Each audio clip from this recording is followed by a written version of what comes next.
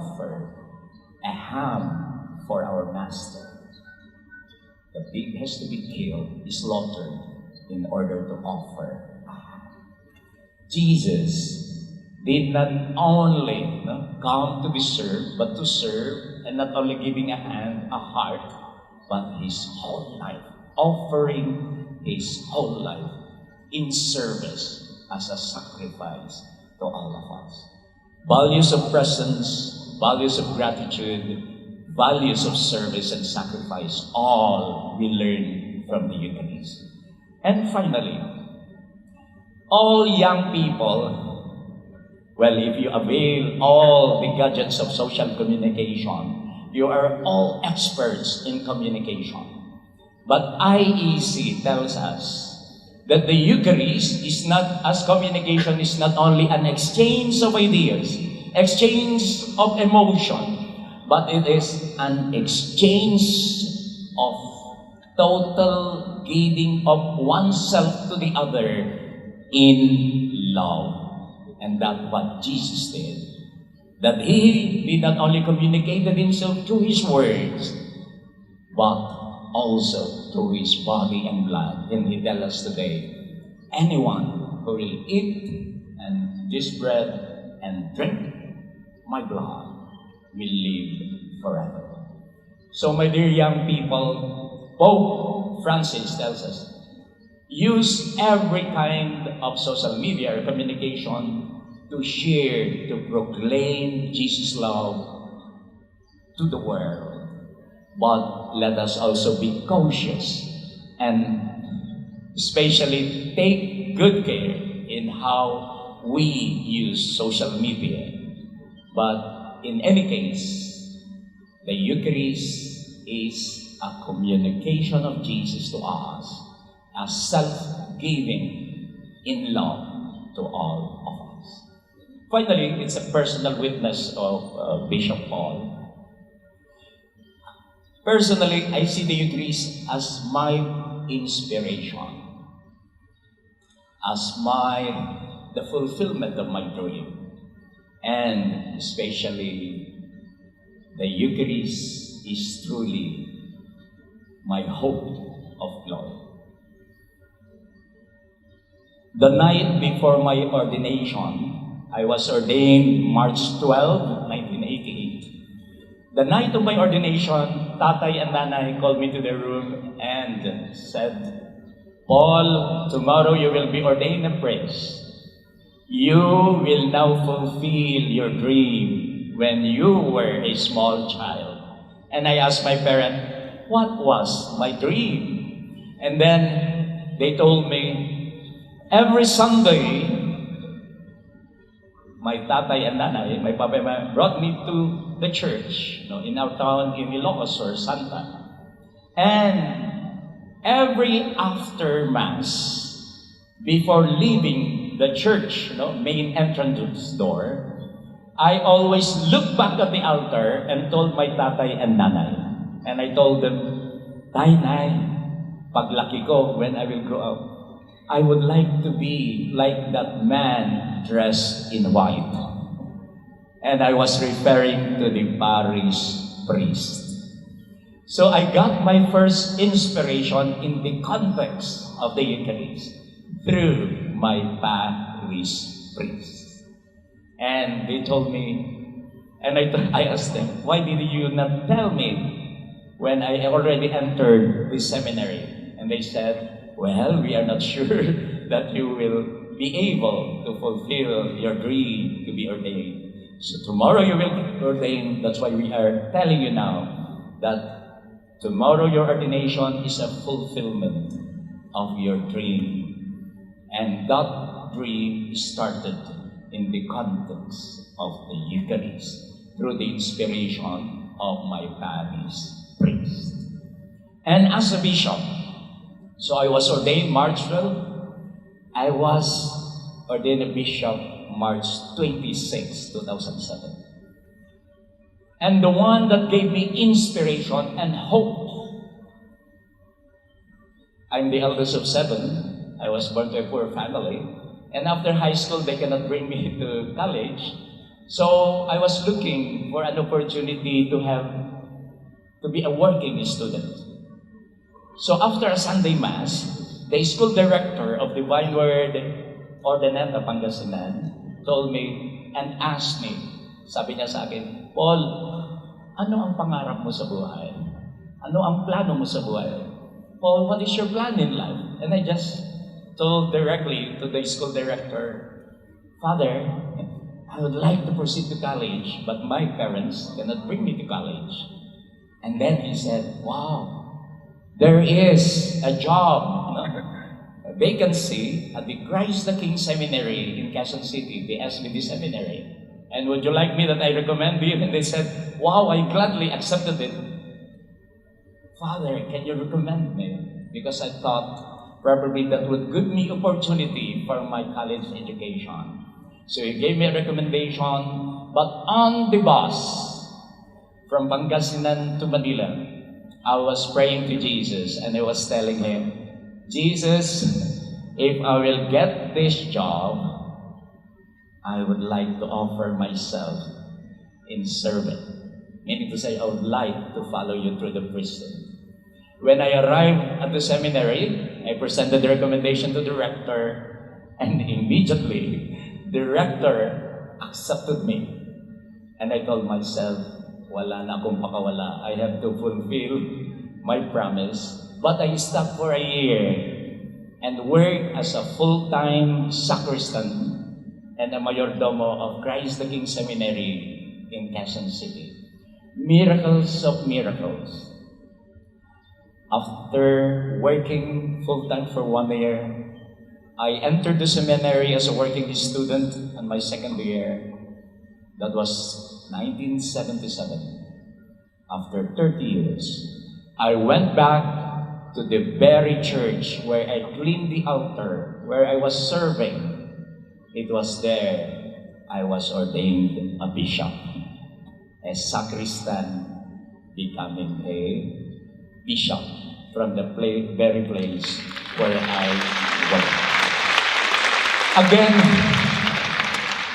the Eucharist was not only my inspiration, it was also in the context of my working in the sacristy in the church where God fulfilled my promise and I was ordained a bishop. So Jesus in the Eucharist did not only communicated His great love for me, He even is the fullness of my life, the fulfillment of my dreams. And finally, it's a very personal sharing. I was just ordained 6 months, and I was in Taiwan. I was a missionary priest to Taiwan. After a Sunday Mass, a beautiful young lady came to the sacristy, and she was non-Christian, and she was asking me if she could continue coming and search more for the truth or to find her way to any religion. And afterwards, she asked me the greatest challenge, the greatest question that ever I encountered in my life. She said, Paul, you became a priest because you love Jesus. You left your country, your family, come to Taiwan to share His love. And this was her question. Your love for Jesus, His love for you. Can you see that love? Can you hear that love? Can you feel that love? Can you experience that love? Here am I in front of you. You can always hear me telling you how much I love you. You can always show my love, all the gifts that ever she could share with me. And you can experience my love. True enough. On the human level, it's true what she was saying. But there is a challenge on the eyes of faith. Even our brothers and sisters who are blind they could see. Those deaf, they could hear. And I told that lady, true enough what you're saying, but it is because of my great love for Jesus. I know, especially in the Eucharist. It is in every Eucharist that I celebrate and that we participate, that we can hear, we can see, we can feel and experience Jesus Himself by His Word, by the bread becoming His body, by the blood by the wine becoming His blood. We experience in the Eucharist Jesus' great love for us.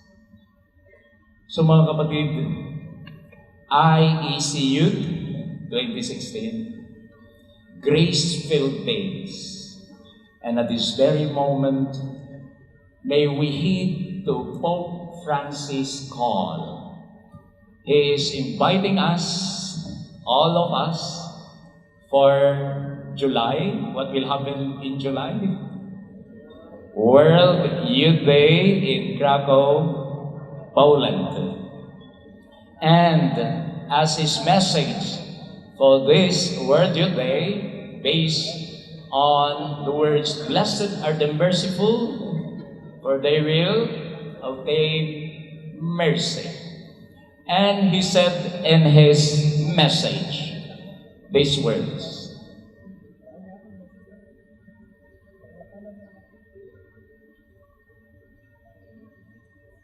"Dear young people, let the shrine in Krakow dedicated to the merciful Jesus. Jesus is waiting for you. He has confidence in you and is counting on you. He has so many things to say to each of you. Do not be afraid to look into His eyes, full of infinite love for you.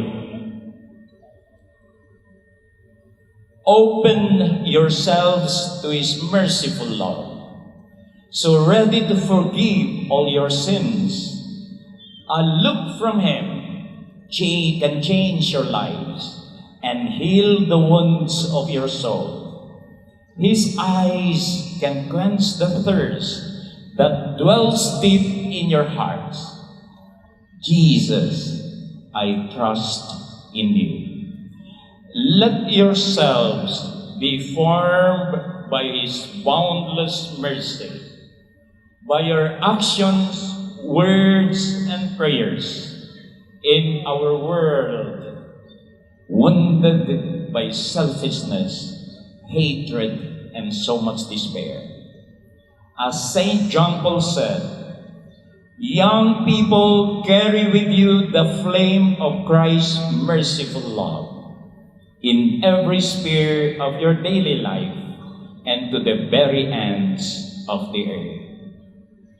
My dear young people, IEC, Pope Francis loves you very much. We bishops love you.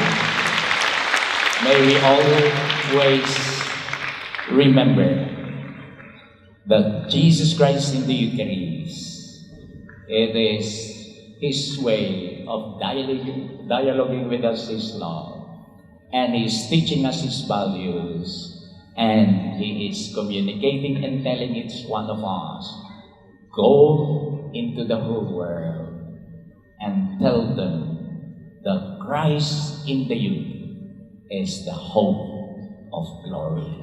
Amen.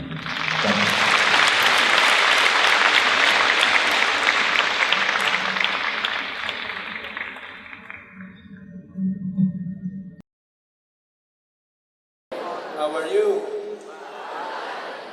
Isang palakpak naman dyan for the Lord.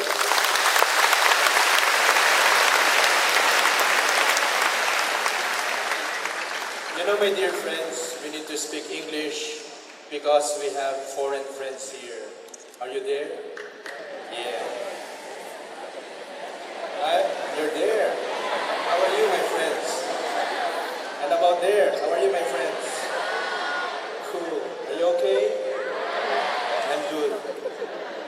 my dear friends, I am also attending the IEC proper conferences. And for the past days, I have so many questions answered. Is that good? Sure. And many more questions need to be answered.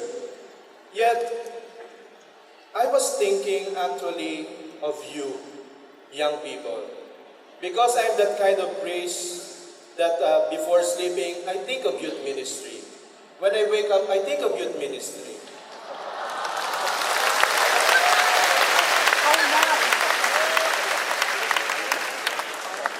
And that is why, when I was there listening to the different talks, this question, which is always asked every now and then, pops up. And the question is, how can young people love the Eucharist? Is that a valid question?